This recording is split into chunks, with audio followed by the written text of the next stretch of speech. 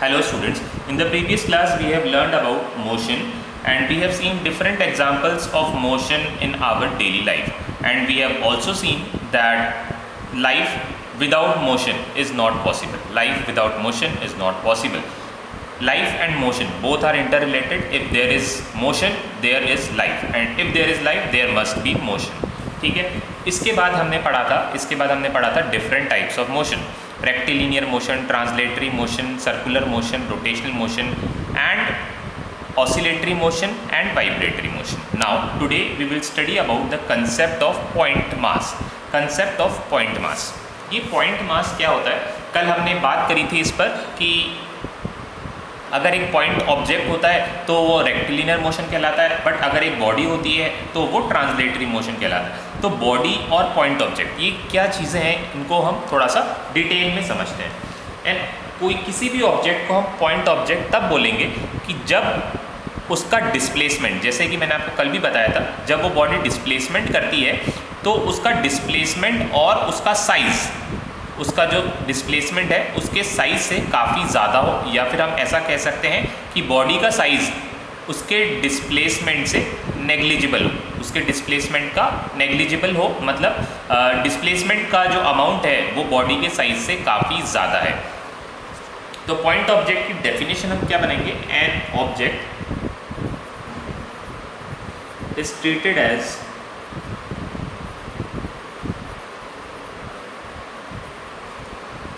point object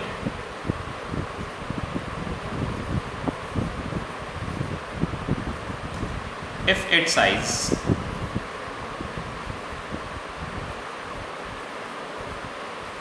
is very small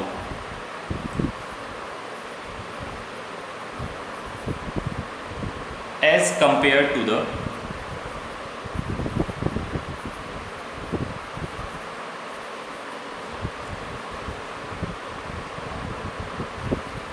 distance traveled by the body.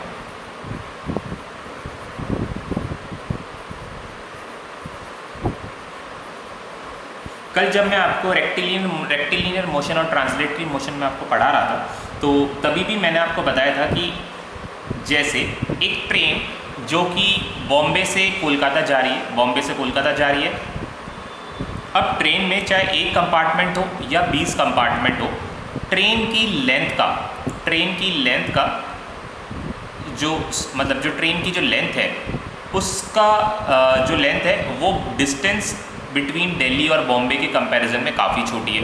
तो ऐसे cases में हम ट्रेन को क्या कंसिडर करेंगे? हम ऐसे केसेस में ट्रेन को पॉइंट ऑब्जेक्ट कंसिडर करेंगे. अब जैसे कि मैं बता रहा था, अब मान लीजिए ट्रेन में चाहे एक कंपार्टमेंट हो या 20 कंपार्टमेंट हो, या तो ट्रेन में एक कंपार्टमेंट हो या ट्रेन में 20 कंपार्टमेंट्स हो, ट्रेन की लेंथ का दिल्ली से बॉम्बे जाने में कोई भी डिफरेंस नहीं आएगा. ट्रेन की लेंथ का दिल्ली से बॉम्बे जाने में कोई भी डिफरेंस नहीं आएगा.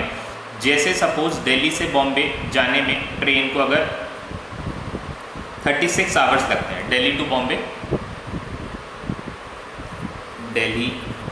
Bombay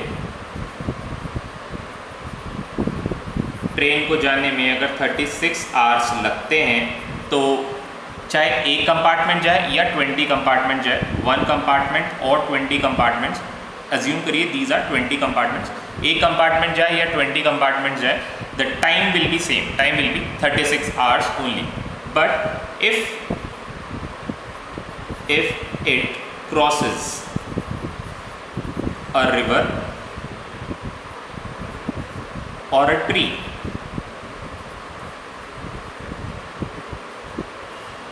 but if it crosses a river और अ ट्री. अब इस केस में अगर ट्रेन में 1 कंपार्टमेंट, सिंगल कंपार्टमेंट होगा तो टाइम विल बी लेस.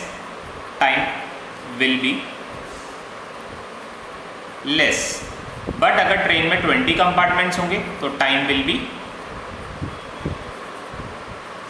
मोर. तो ऐसे केसेस में जहां ट्रेन की लेंथ का इफेक्ट या ट्रेन की साइज़ का इफेक्ट टाइम ट्रेवल पे पड़ता है, ट्रेन की लेंथ का इफेक्ट जो time taken by the train पे पड़ता है। जैसे यहाँ पर आप देखिए कि अगर ट्रेन का जो लेंथ है, ट्रेन में अगर सिर्फ 1 कंपार्टमेंट है तो हम देखते हैं रिवर को क्रॉस करने में ट्रेन को सिर्फ 2 मिनट्स लगे, और अगर ट्रेन में 20 कंपार्टमेंट्स हैं तो रिवर को क्रॉस करने में ट्रेन को 5 मिनट्स लगे। ऐसा क्यों हुआ? क्योंकि यहाँ पर ट्रेन की लेंथ लंबी है। अगर ट्रेन ज़्यादा लंबी है तो उसको रिवर क्रॉस करने में 5 मिनट्स लग रहे हैं, और इस केस में उसको 2 मिनट्स लग रहे हैं। तो ऐसा क्यों हुआ? क्योंकि ट्रेन की जो लेंथ है वो यहाँ पर ज़्यादा है। तो ऐसे केसेस में जहाँ ट्रेन की लेंथ को चेंज करने से टाइम टेकन बदल जाता है, जहाँ ट्रेन की लेंथ को चेंज करने से टाइम टेकन बदल जाता है, वहाँ पर हम क्या कंसिडर करते हैं? वहाँ पर हम ट्रेन को बॉडी कंसिडर करते हैं, बॉडी या सिस्टम ऑफ पार्टिकल्स, बॉडी और सिस्टम ऑफ पार्टिकल्स।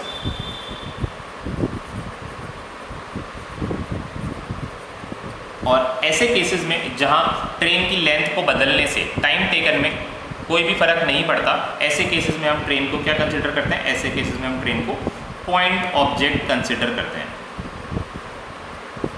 ऐसे केसेस में हम ट्रेन को पॉइंट ऑब्जेक्ट कंसिडर करते हैं। तो एग्जाम्पल मैं आपको लिखवा देता हूँ। इसका example, when a train is considered as a point object and when it would be considered as a body. Example,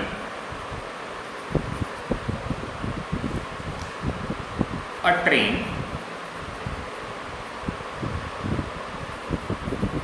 while going from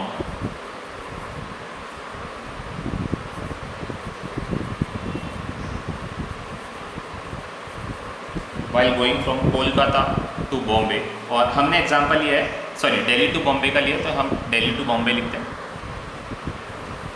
Delhi to Bombay, a train while going from Delhi to Bombay is considered as a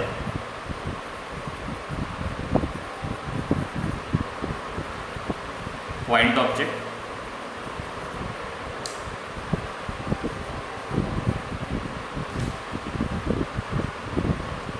while the same train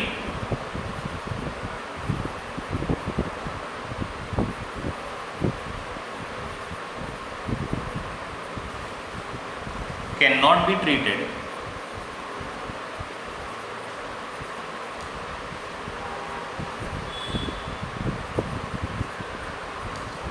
as a point object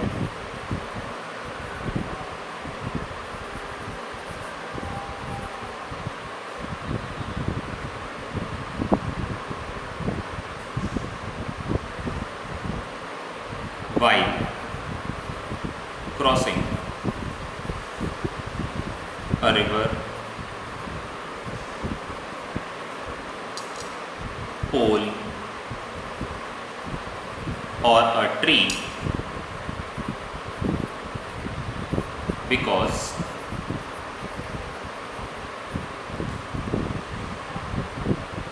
its size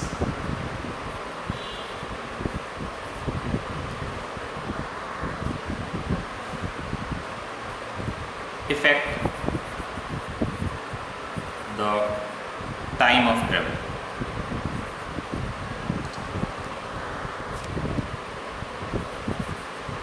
Because its size affect the time of travel.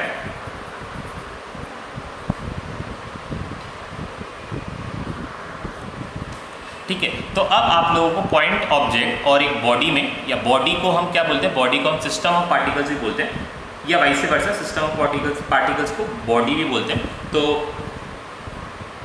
System of particles और body में या फिर point object में अब आप लोगों को difference समझ में आ गया होगा, जहाँ पर लेंथ, ऑब्जेक्ट की लेंथ टाइम ट्रेवल में, ऑब्जेक्ट की लेंथ डिस्टेंस ट्रेवल नहीं, टाइम टेकन, जहाँ ऑब्जेक्ट की लेंथ टाइम टेकन में डिफरेंस क्रिएट कर देती है, वहाँ पर ऑब्जेक्ट को पॉइंट ऑब्जेक्ट कंसिडर नहीं किया जा सकता।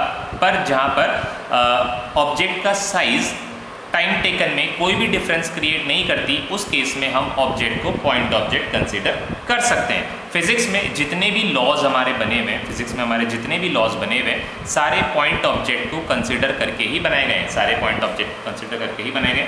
तो यहाँ पर मैं नोट लिख रहा हूँ, note, all the laws in physics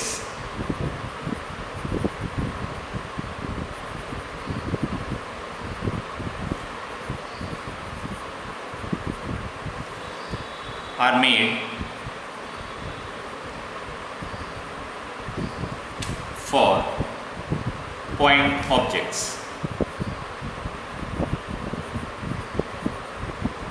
All the laws in physics are made for point objects. ये जैसे न्यूटन की इक्वेशंस हैं, न्यूटन की 3 इक्वेशंस हैं, लॉज ऑफ मोशन में आपने 9th क्लास में 3 इक्वेशंस ऑफ मोशन पढ़ी होंगी, और ये डिस्टेंस और वेलोसिटी वाले जितने भी फॉर्मूले हैं ये सब के सब पॉइंट ऑब्जेक्ट के लिए बने हुए हैं, ये सब के सब पॉइंट ऑब्जेक्ट के लिए बने हुए हैं। जैसे हमने देखा कि बिल्डिंग की हाइट से हमने एक ऑब्जेक्ट को फेंका और ऑब्जेक्ट का साइज़ जो है बिल्डिंग के साइज़ के कंपैरिजन में काफ़ी छोटा है, तो हमने लॉज ऑफ मोशन लगाया, लॉज ऑफ मोशन लगाने पे हमने उसका टाइम पीरियड निकाल लिया। ठीक है, ऐसा हम निकाल सकते हैं। अगर ऑब्जेक्ट का साइज़ हमने इतना बड़ा कर दिया, ऑब्जेक्ट का साइज़ हमने इतना बड़ा कर दिया कि उसका जो साइज़ है बिल्डिंग के साइज़ के कंपेरेबल हो जाता है, मतलब बिल्डिंग के साइज़ का आधा हो जाता है या बिल्डिंग के साइज़ का 1/4 हो जाता है, तो ऐसे केसेस में क्या होता है, ऐसे केसेस में लॉज ऑफ मोशन जो है वो एप्लीकेबल नहीं होंगे, जो टाइम टेकन है वो अलग आ जाएगा। इस केस में जो टाइम टेकन है वो अलग आ जाएगा और लॉज ऑफ मोशन जो है ये फेल हो जाएंगे। तो लॉज ऑफ मोशन अगर अप्लाई करने हैं, लॉज ऑफ मोशन तभी अप्लाई हो पाएंगे जब ऑब्जेक्ट कैसा होगा, ऑब्जेक्ट जो है पॉइंट ऑब्जेक्ट होगा। अगर आपको दूसरी ज्योमेट्री के लिए या फिर एक सिस्टम ऑफ पार्टिकल्स या बॉडी के लिए कैलकुलेशंस करनी है तो हम मैथमेटिकल टूल्स को यूज़ करते हैं, इंटीग्रेशन का यूज़ करते हैं या मल्टीप्लिकेशन का यूज़ करते हैं या एडिशन का यूज़ करते हैं। ऐसे करके ही हम क्या कर सकते हैं, ऐसे करके ही हम अलग अलग ज्योमेट्रीज के लिए टाइम टेकन निकाल सकते हैं। बट जो बेसिक फॉर्मूला है it is only for the point object. इससे पहले वाली क्लास में मैं एक टर्म बार बार यूज़ कर रहा था, बार बार नहीं भी तो अगर मैंने 1 या 2 बार मैंने इसको यूज़ किया है, frame of reference. Frame of reference क्या होता है? फ्रेम ऑफ रेफरेंस एक पर्सन की सराउंडिंग्स होती हैं। फ्रेम ऑफ रेफरेंस एक पर्सन की सराउंडिंग्स होती हैं। अब ये पर्सन टू पर्सन डिपेंड करता है कि वो फ्रेम ऑफ रेफरेंस किसको कंसिडर कर सकता है। एक क्लास में बैठा हुआ बच्चा, एक क्लास में बैठा हुआ स्टूडेंट अपनी वॉल्स को, क्लास की दीवारों को या फिर क्लास के दरवाज़ों को या विंडोज़ को फ्रेम ऑफ रेफरेंस कंसिडर कर सकता है। एट द सेम टाइम दूसरा स्टूडेंट अर्थ के आसपास, मतलब वो क्या कर रहा है, वो कहाँ पर बैठा हुआ है, वो ये अज्यूम कर रहा है कि वो ये ऐसा नहीं मान रहा कि वो क्लास में बैठा हुआ है, वो ये अज्यूम कर रहा है कि वो अर्थ पर बैठा हुआ है। उसका अजम्पशन गलत नहीं है, बैठा वो अर्थ पर ही, और जब वो अर्थ पर बैठा है तो वो यूनिवर्स को फ्रेम ऑफ रेफरेंस कंसिडर कर रहा है। तो दोनों के केसेस में क्या आ जाएगा, दोनों के केस में डिफरेंस आ जाएगा। पहला वाला स्टूडेंट बोलेगा, जिसने क्लास को फ्रेम ऑफ रेफरेंस कंसिडर करा है, वो बोलेगा कि I am at rest, but the other student जिसने यूनिवर्स को फ्रेम ऑफ रेफरेंस कंसिडर करा है वो बोलेगा आई एम इन मोशन। तो फ्रेम ऑफ रेफरेंस क्या होता है? फ्रेम ऑफ रेफरेंस ऐसी सराउंडिंग्स होती हैं, हमारे आसपास की ऐसी सराउंडिंग्स जो कि हमारे रेस्पेक्ट में मूव नहीं कर रही होती, जो कि हमारे रेस्पेक्ट में मूव नहीं कर रही होती है। जैसे स्टूडेंट ने फ्रेम ऑफ रेफरेंस किसको कंसिडर करा, स्टूडेंट ने फ्रेम ऑफ रेफरेंस क्लास की दीवारों को कंसिडर करा, तो उसके रेस्पेक्ट में क्लास की दीवारें जो है मूव नहीं कर रही थी, इसलिए उन्होंने क्या बोल दिया, इसलिए उसने बोल दिया कि I am at rest. But दूसरे स्टूडेंट ने फ्रेम ऑफ रेफरेंस कंसिडर करा यूनिवर्स को, उसके जो यूनिवर्स है वो भी रेस्ट पर है। यूनिवर्स मतलब यूनिवर्स में, स्पेस में जो जो भी चीज़ें हैं वो मूव नहीं कर रही हैं, बट अर्थ जो है उनके रेस्पेक्ट में मूव कर रही है, अर्थ जो है उनके रेस्पेक्ट में मूव कर रही है। इसीलिए दूसरे स्टूडेंट ने बोला कि आई एम एट मोशन, क्योंकि उसकी जो सराउंडिंग्स है वो चेंज हो रही है, उसकी जो सराउंडिंग्स है वो चेंज हो रही है। यहाँ पर मैंने बोला कि यूनिवर्स में जो चीज़ें हैं वो मूव नहीं कर रही है, यूनिवर्स की जो मतलब हमारे आसपास जो स्पेस है, खाली स्पेस है, वो नहीं बदल रहा, बट अर्थ की जो पोजीशन है उस स्पेस के रेस्पेक्ट में कंटिन्यूसली चेंज हो रही है, because earth is rotating and earth is revolving also. तो अर्थ की जो पोजीशन है वो दूसरे प्लैनेट्स के कंपैरिजन में वो चेंज हो रही है। और बट जो स्पेस है, जो खाली स्पेस है, ब्लैंक स्पेस है, जिसको हम यूनिवर्स कहते हैं, मैं यूनिवर्स के ऑब्जेक्ट्स की बात नहीं कर रहा हूँ, मैं सिर्फ यूनिवर्स की बात कर रहा हूँ। जो यूनिवर्स है वो एक डार्क स्पेस है जिसमें कि कोई चेंजेस नहीं हो रहे हैं, बट यूनिवर्स के अंदर जो डिफरेंट ऑब्जेक्ट्स हैं वो कंटिन्यूसली मूव कर रहे हैं। तो दूसरे स्टूडेंट ने यूनिवर्स को फ्रेम ऑफ रेफरेंस माना था और उसने देखा कि यूनिवर्स में रखी हुई डिफरेंट ऑब्जेक्ट्स और उसकी पोजीशन वो कंटिन्यूसली एक दूसरे के रेस्पेक्ट में चेंज हो रही है। तो दूसरे स्टूडेंट ने बोला that I am in motion. तो फ्रेम ऑफ रेफरेंस किसको कंसिडर करा जाता है? फ्रेम ऑफ रेफरेंस हमारे आसपास के सराउंडिंग्स को कंसिडर करा जाता है, जिसमें सराउंडिंग्स जो है वो चेंज, जिसमें जो सराउंडिंग्स हैं जो रेस्ट पर है उसको मोस्टली फ्रेम ऑफ रेफरेंस हम कंसिडर करके बोलते हैं। एक और एग्जांपल हम लेते हैं ट्रेन का। जैसे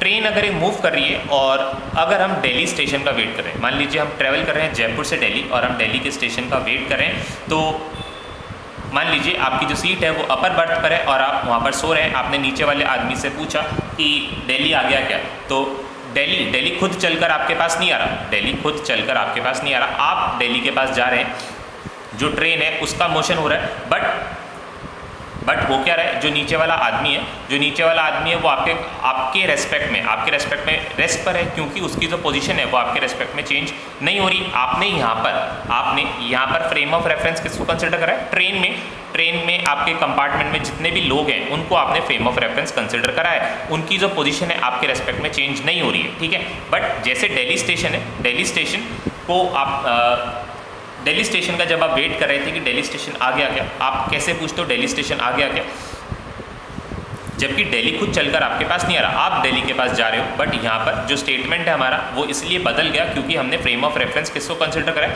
फ्रेम ऑफ रेफरेंस हमने ट्रेन के कंपार्टमेंट में जितने भी लोग हैं, हमारे आसपास जो भी सराउंडिंग्स हैं, उसको हमने फ्रेम ऑफ रेफरेंस कंसिडर करा है। फिर आपने उससे पूछा दिल्ली आ गया क्या, उसने कहा नहीं दिल्ली तो नहीं आया, अभी तक नहीं आया। फिर आप सो गए। फिर थोड़ी देर बाद आपने वापस पूछा दिल्ली आ गया क्या, तो उसने कहा नहीं अभी भी नहीं आया। फिर थोड़ी देर बाद आपने वापस पूछा अच्छा दिल्ली आ गया क्या, तो वो बोलेगा क्या दिल्ली तो आकर चला गया, तो दिल्ली आपके पास नहीं आया, आप दिल्ली के पास गए हो। बट यहाँ पर हमारा जो स्टेटमेंट है वो इस तरह से इसलिए बोला गया है क्योंकि हमारा जो फ्रेम ऑफ रेफरेंस है, जिसके रेस्पेक्ट में हम रेस्ट पर होते हैं, उसी को हम फ्रेम ऑफ रेफरेंस कंसिडर कर लेते हैं। सेम टाइम पे कोई आदमी प्लेटफॉर्म पर खड़ा है, वो भी ट्रेन का वेट कर रहा है, उसको भी ट्रेन में जाना है, तो अगर वो भी ट्रेन का वेट कर रहा है और वो देखता है, उससे कोई पूछता है कि भैया बॉम्बे जाने वाली ट्रेन आ गई क्या, तो वो बोलेगा कि नहीं अभी बॉम्बे जाने वाली ट्रेन नहीं आई। फिर वो वापस से वेट करने लगा। फिर उसने पूछा कि क्या हुआ दूसरे आदमी से, क्या सर बॉम्बे जाने वाली ट्रेन आ गई क्या, तो उसने बोला ट्रेन तो आकर गई।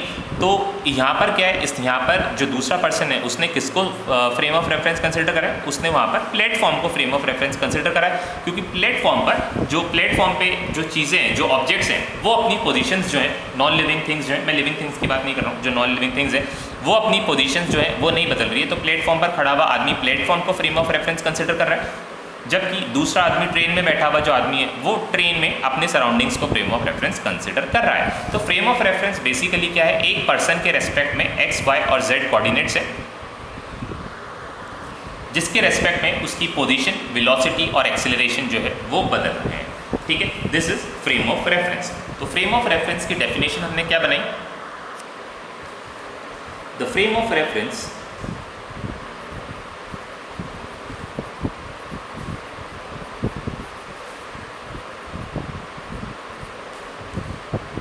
is a system of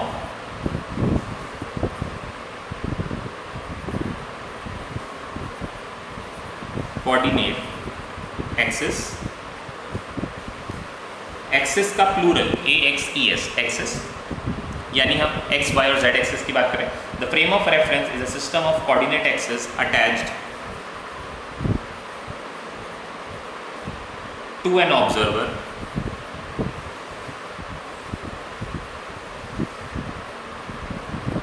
with respect to which, WRT का क्या मतलब है, WRT का मतलब है with respect to which the observer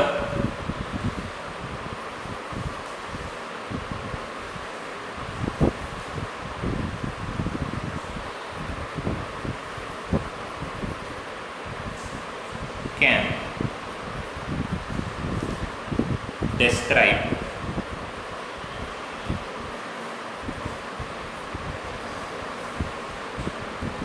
its position,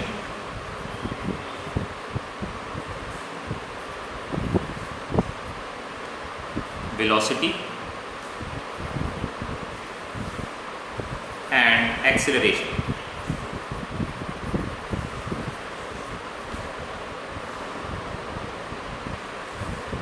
sorry, यहाँ पर थोड़ी सी मिस्टेक हो गई। With respect to which the observer can describe position, velocity and acceleration, it's नहीं आएगा। Describe position, velocity and acceleration of a moving object.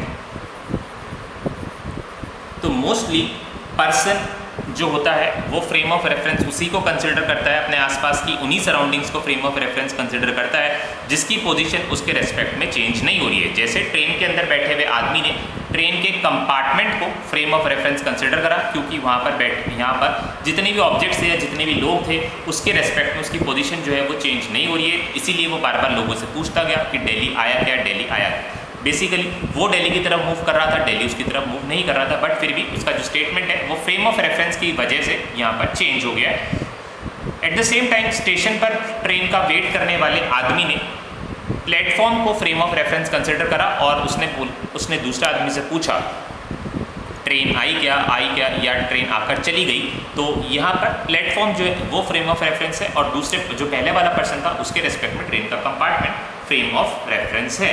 तो frame of reference मुझे लगता है अब आपको थोड़ा बहुत समझ में आने लगा होगा। फ्रेम ऑफ रेफरेंस दो तरह के होते हैं, एक होता है इनर्शियल फ्रेम ऑफ रेफरेंस और दूसरा होता है non inertial frame of reference.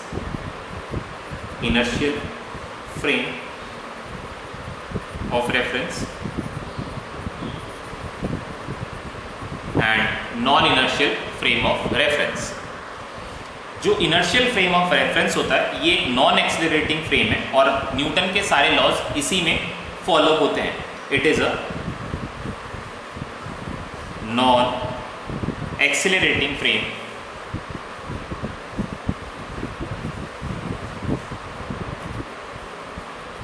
And laws of motion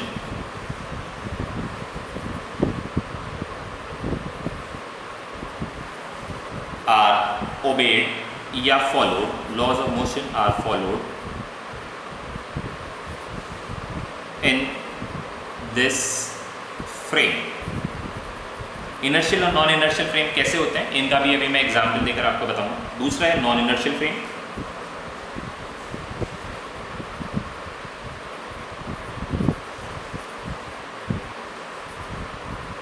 non inertial frame of reference.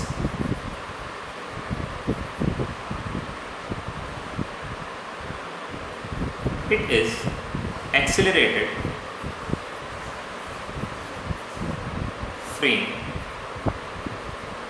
of reference. It is accelerated frame of reference and laws of motion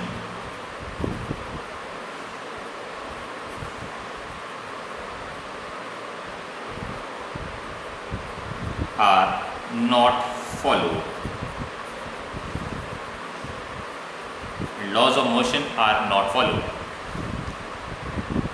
basically जो inertial frame है वो non accelerating frame होता है और Newton के सारे laws motion के जितने भी लॉज है वो नॉन इनर्शियल फ्रेम वो इनर्शियल फ्रेम के लिए ही बने हुए हैं। But non inertial frame of reference में क्या होता है, मोशन के लॉज जो हैं ये फॉलो नहीं होते हैं। मोशन के लॉज जो हैं ये फॉलो नहीं होते हैं, इसके लिए हमें अलग से मैथमेटिक्स लगानी पड़ती है और कंडीशंस को सेटिस्फाई करा के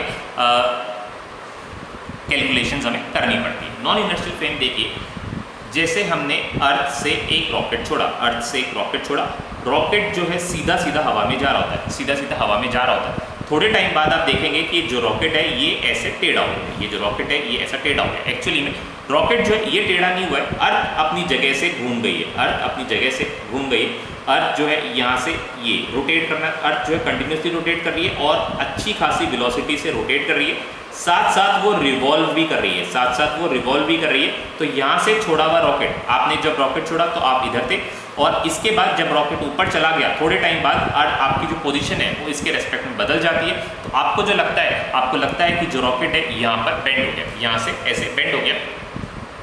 तो इस तरह के जो फ्रेम ऑफ रेफरेंस है, ऐसा क्यों हुआ, क्योंकि यहाँ से मतलब जैसे आपने रॉकेट चलाया आपकी जो पोजीशन है यहाँ से बदल गई, क्योंकि अर्थ बहुत तेज़ी से अपनी एक्सिस पर रोटेट कर रहा है, साथ साथ रिवॉल्व कर रहा है। तो इसीलिए ऐसे फ्रेम ऑफ रेफरेंस को हम क्या बोलेंगे, ऐसे फ्रेम ऑफ रेफरेंस को हम बोलेंगे non inertial frame of reference. Newton के लॉज जो है यहाँ पर काम नहीं आएंगे, न्यूटन के लॉज यहाँ पर फॉलो नहीं करेंगे, यहाँ पर हमें अलग से कैलकुलेशंस करनी पड़ेंगी। और दूसरा एग्जाम्पल, जैसे मान लीजिए आप ट्रेन की सीट पर बैठे हुए और ट्रेन का कोई कंपार्टमेंट है और सीट पर आप बैठे हुए हैं और आपने यहाँ सामने वाली दीवार पर बॉल फेंकी, यहाँ सामने दीवार पर बॉल फेंकी, बॉल दीवार पर गई, दीवार को स्ट्राइक करके वापस से आपके हाथ में आती है, वापस से आपके हाथ में आती है। आपने बॉल का इनिशियल वेलोसिटी, ये वाला डिस्टेंस यानी डिस्प्लेसमेंट और एक्सेलरेशन कैलकुलेट करके एक्सेलरेशन कैलकुलेट करके आपने टाइम टेकन निकाला और you find that the time come around 2 seconds. ये जस्ट एक एग्जांपल से मैं आपको बताऊँ। फॉर सपोज बॉल जो है 2 सेकेंड में आपके हाथ पर आ जाती है, आपकी जो कैलकुलेशंस थी वो सब सही बैठ गई, न्यूटन के लॉज यहाँ पर फॉलो हो गए। तो दिस तरह ये this type of frame of reference is called inertial frame of reference. अब हुआ क्या, अब हुआ ये, जब आपने बॉल फेंकी, जैसे ही आपने बॉल फेंकी बॉल आपके हाथ से छूटती है, बॉल आपके हाथ से छूटती है और ट्रेन इस डायरेक्शन में मूव करना स्टार्ट कर देती है। जब ट्रेन इस डायरेक्शन में मूव करना स्टार्ट कर देती है तो ये जो ट्रेन का कंपार्टमेंट है, इसकी जो दीवार जिस पर आप बॉल मार रहे थे वो खिसक कर आगे आ जाती है। क्यों? क्योंकि जो ट्रेन है उसने मूव करना स्टार्ट कर दिया और बॉल पर जो आपने फोर्स लगाया था वो अब बॉल पर जो है, बॉल पर कोई भी फोर्स नहीं लग रहा क्योंकि आपने बॉल को ऑलरेडी छोड़ दिया है। अब वो हवा में होने की वजह से अब उस पर कोई भी फोर्स नहीं लग सकता। तो बॉल जो है पहले जो 2 सेकंड्स में वापस आ रही थी, अब उसको एक ज़्यादा डिस्टेंस कवर करना पड़ा और पहले के कंपैरिजन में अब जो टाइम है टी डैश, ये मान लेते हैं हम, ये हो गया 2.25 सेकेंड, 2.25 सेकेंड्स। ठीक है, अब आपने न्यूटन की लॉज यहाँ पर लगाए और आपकी जो कैलकुलेशन है उसके अकॉर्डिंग 2 सेकंड्स आया। बट यहाँ पर तो ये जो फ्रेम है ये सडनली एक्सेलरेट हो गया और बॉल को एक ज़्यादा डिस्टेंस कवर करना पड़ा, उसकी वजह से जो टाइम टेकन है ये बदल गया। तो इस तरह का फ्रेम ऑफ रेफरेंस कहलाता है non inertial frame of reference. एक और एग्जाम्पल लेते हैं। अब जैसे आपने बॉल फेंकी ट्रेन उल्टी डायरेक्शन में चलना स्टार्ट कर देती है, तो ये कंपार्टमेंट की जो वॉल ये ऐसे थोड़ी सी आगे आ जाती है, एक्सेलरेट हो जाती है, ट्रेन सडनली एक्सेलरेट होती है और वॉल जो है खिसक कर आगे आ जाती है। अब आपने बॉल फेंकी और इस केस में आपने देखा कि जो टाइम लग रहा है बॉल को कम डिस्टेंस कवर करनी पड़ी, कंपैरेटिवली पहले से कम डिस्टेंस कवर करनी पड़ी। तो अब ये 1.25 सेकेंड में यानी 1.75 सेकेंड में ये आपके पास वापस आ गई। इनर्शियल फ्रेम में क्या हो रहा था, इनर्शियल फ्रेम में 2 सेकंड में वापस आ रही थी, न्यूटन के लॉस फॉलो हो रहे थे। नॉन इनर्शियल फ्रेम में जब ये आगे चली गई, इस तरफ एक्सेलरेट हो गई, तो हमने देखा कि ये 2.25 सेकंड्स लगे। जब दूसरी तरफ एक्सेलरेट हुई तो हमने देखा कि 1.75 सेकंड इसको लगे। तो ये जो नॉन इनर्शियल फ्रेम है ये एक्सेलरेटिंग फ्रेम होता है। यहाँ पर जो आपका फ्रेम ऑफ रेफरेंस है उसकी पोजीशन सडनली चेंज हो जाती है। सडनली चेंज होने की वजह से न्यूटन के लॉज जो है यहाँ पर डायरेक्टली एप्लीकेबल नहीं होते। यहाँ पर न्यूटन के लॉज को लगाने के लिए हमें अलग से मैथमेटिक्स यूज़ करनी पड़ती है। जैसे जैसे हम आगे बढ़ते जाएंगे हम नॉन इनर्शियल फ्रेम की कैलकुलेशंस भी करेंगे और आपको पता लगेगा कि नॉन इनर्शियल फ्रेम में हम कैसे एक्सेलरेशन की, कैसे दो चीज़ों की एक्सेलरेशन को प्लस या माइनस करके हम अपनी कैलकुलेशंस को या हम अपनी इक्वेशंस को सेटिस्फाई करते हैं। तो this is about non inertial frame of reference, inertial and non inertial. Inertial frame of reference अब तक जो आप पढ़ते आए हैं वो इनर्शियल फ्रेम ऑफ रेफरेंस था। अब प्रैक्टिकल सिचुएशंस में क्या होता है, कई बार फ्रेम ऑफ रेफरेंस जो हमने फ्रेम ऑफ रेफरेंस कंसिडर करा है वो बदल जाता है। जो फ्रेम ऑफ रेफरेंस हमने कंसिडर करा है वो बदल जाता है। जैसे ये मैंने आपको एग्जांपल करके बताया। यहाँ पर अब जैसे मान लीजिए आप ट्रेन के कंपार्टमेंट बैठे हैं और यहाँ पर इस बर्थ पे बैठे बैठे आप बॉल को लगातार उछाल के खेल रहे हैं। अब क्या होता है, जैसे आपने बॉल को उछाली अब बॉल पर कोई भी फोर्स नहीं है क्योंकि बॉल आपके हाथ से रिलीज हो चुका है। रिलीज होने की वजह से अब इस पर कोई भी फोर्स नहीं है। जब इस पर कोई भी फोर्स नहीं है तो क्या हुआ, ये जिस फोर्स से आपने इसको फेंका उसी फोर्स से ऊपर जाने लगा। But in the mean while जैसे ही आपके हाथ से रिलीज हुआ, in the mean while train जो है ये एक्सेलरेट हो गई और आप आगे चले गए। आप जब आगे चले गए तो ये बॉल जो है ये तो अपनी जगह पर ही यहाँ पर ही वापस आएगी, बट आप अपनी पोजीशन को बदल चुके हो, आप आगे जा चुके हो, तो बॉल जो है वो आपके पास नहीं आएगी। ऐसे केसेस में जो न्यूटन के लॉज हैं, मोशन के लॉज हैं, वो यहाँ पर ओबे नहीं हो पाते। तो ऐसे केसेस में क्या करते हैं, हम अपनी कैलकुलेशंस हमें अपनी कैलकुलेशन जो है अलग से करनी पड़ती है। तो this is non inertial frame of reference. अब इसके बाद है तो आज हमने क्या क्या पढ़ा, एक बार हम रिवाइज कर लेते हैं। आज हमने क्या क्या पढ़ा है। आज हमने पढ़ा है concept of point object. Point object के कंसेप्ट में मैंने आपको डिफरेंशिएट करा है, एक तो पॉइंट मास को, पॉइंट ऑब्जेक्ट को, या फिर बॉडी को या system of particles. Body and system of particles are same. Body and system of particles are same. System of particles की डेफिनेशन भी मैं आपको लिखवा देता हूँ। पहली वाली लास्ट टॉपिक में हमसे वो रह गया था कि सिस्टम ऑफ पार्टिकल्स क्या होते हैं, वो डेफिनेशन मैं आपको भी लिखवा देता हूँ। और उसके बाद हमने पढ़ा frame of reference. Frame of reference में हमने दो चीज़ें पढ़ी हैं, inertial and non inertial frame. Inertial frame में न्यूटन के लॉज फॉलो होते हैं। जो फ्रेम ऑफ रेफरेंस है, हमारे आसपास की जो सराउंडिंग्स हैं वो एक्सेलरेट नहीं होती है, वो अपनी पोजीशंस को चेंज नहीं करती हैं। बट नॉन इनर्शियल फ्रेम में जो सराउंडिंग्स हैं वो सडनली एक्सेलरेट हो जाती है, इसलिए न्यूटन के लॉज यहाँ पर फॉलो नहीं कर पाते। अब मैं आपको सिस्टम ऑफ पार्टिकल्स की डेफिनेशन भी लिखवा देता हूँ। सिस्टम ऑफ पार्टिकल्स और बॉडी। सिस्टम ऑफ पार्टिकल्स और बॉडी ये क्या होते हैं?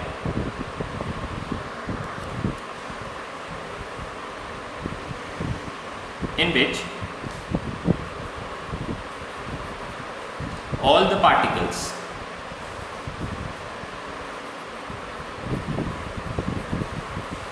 move parallel to each other.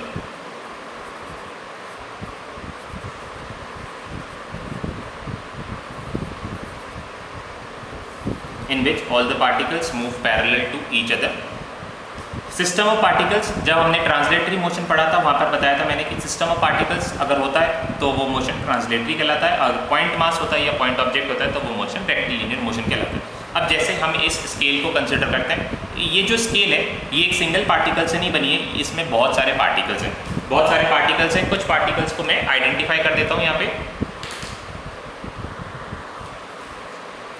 System of particles और body in which all the particles move parallel to each other. इसमें सारे पार्टिकल्स एक दूसरे के पैरेलली मूव करते हैं। और जैसे कि मैंने आपको यहाँ पर बताया कि यहाँ पर जैसे ये स्केल है, इस स्केल में बहुत सारे ऑब्जेक्ट्स हैं, ये हमने कंसिडर कर लिए, ऑब्जेक्ट्स नहीं बहुत सारे पार्टिकल्स हमने कंसिडर कर लिए। अब जब ये स्केल मूव करती है, जब ये स्केल मूव कर रही है तो आप देखेंगे इसके सारे के सारे पार्टिकल्स जो हैं ये एक दूसरे के पैरेलली मूव करते हैं। इसके सारे के सारे पार्टिकल्स एक दूसरे के पैरेलली मूव कर रहे हैं। तो ऐसे केस में ये जो स्केल है ये क्या कहलाएगी? ये बॉडी या फिर सिस्टम ऑफ पार्टिकल्स कहलाएगी। बट अगर बॉडी या सिस्टम ऑफ पार्टिकल्स कहलाएगी और इसके मोशन को हम क्या बोलेंगे? इसके मोशन को हम ट्रांसलेटरी मोशन बोलेंगे। बट फॉर सपोज ये स्केल जो है ये इस तरह से घूमना स्टार्ट कर देती है, ये इस तरह से घूमना स्टार्ट कर देती है। और जब ये घूमना स्टार्ट करती है तो ये एक दूसरे पार्टिकल्स ने एक दूसरे की लाइन ऑफ मोशन को कैंसिल आउट किया। जैसे आप यहाँ पर देख सकते हैं ये सारे पार्टिकल्स हैं, मैं यहाँ पर आपको बना के बताता हूँ। ये पार्टिकल्स थे, ये ऐसे सीधे सीधे मूव कर रहे थे, ये ऐसे सीधे सीधे मूव कर रहे थे। बट अगर बॉडी जो है, जैसे स्केल मैंने बताया, ये इस तरह से रोटेट होना स्टार्ट करती है, तो ये वाला पार्टिकल जो है ये इसके लाइन ऑफ मोशन को क्रॉस करेगा। तो ऐसे केस में जहाँ पर पार्टिकल्स एक दूसरे के लाइन ऑफ मोशन को इंटरसेक्ट करें या क्रॉस ओवर करें, उस केस में इसका जो मोशन है ये ट्रांसलेटरी मोशन नहीं कहलाएगा, ये ट्रांसलेटरी मोशन नहीं कहलाएगा, इसके मोशन को हम फिर कुछ और नाम देंगे। ठीक है, तो बॉडी या सिस्टम ऑफ पार्टिकल्स आपको समझ में आया? बॉडी या सिस्टम ऑफ पार्टिकल्स वो होते हैं जिसमें एक की जगह बहुत सारे पार्टिकल्स होते हैं और ट्रांसलेटरी मोशन में, यहाँ पर देखिए मैंने लिखा in which all the particles move parallel to each other.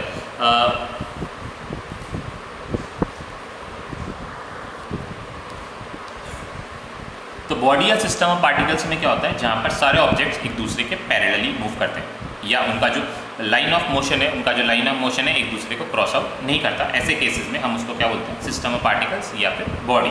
ठीक है, तो जैसे रोटेशनल मोशन हो गया, रोटेशनल मोशन में क्या है? अर्थ के अंदर बहुत सारे पार्टिकल्स हैं और ये कंसेंट्रिक, एक तरह से देखा जाए तो एक दूसरे के पैरेलली कंसेंट्रिक सर्कल्स जो हैं ये फॉर्म कर रहे हैं, बट एक दूसरे के पाथ को ओवरलैप नहीं कर रहे। तो ये क्या कहलाएंगे? ये सिस्टम ऑफ पार्टिकल्स या बॉडी कहलाएंगे। बट जैसे मैंने आपको एक एग्जांपल दिया कि अगर ये इस तरह से घूमना स्टार्ट कर देते हैं, तो इसका जो मोशन है ना तो ये ट्रांसलेटरी मोशन कहलाएगा, ना ये रोटेशनल मोशन कहलाएगा। तो उस केस में हम इसके मोशन को कुछ और नाम देंगे। सिस्टम ऑफ पार्टिकल्स या बॉडी में क्या होता है? एक से ज़्यादा पार्टिकल्स होते हैं, साथ में मिलकर मोशन करते हैं, एक से ज़्यादा पार्टिकल साथ में मिलकर मोशन करते हैं और उन सारे पार्टिकल्स की जो पोजीशन है एक दूसरे के रेस्पेक्ट में इक्वली साथ ही चेंज होती है। ऐसे केस में हम क्या बोलते हैं? उसको सिस्टम ऑफ पार्टिकल्स बोलते हैं।